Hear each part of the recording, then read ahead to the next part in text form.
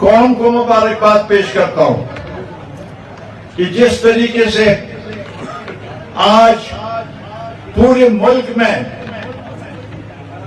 تاجروں نے جو ہڑتال کی ہے وہ ایک تاریخی ہڑتال ہے.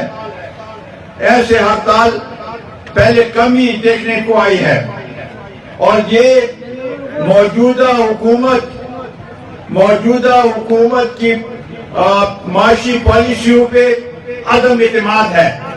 یہ عدم اعتماد اور جس طریقے سے ہمارے تاجر برادروں نے اس پہ عمل کیا ہے اسی طریقے سے مزدور کسان ہر ایک آج مہنگائی کی وجہ سے پسا ہوا ہے. آج مہنگائی کی وجہ سے پریشان ہے.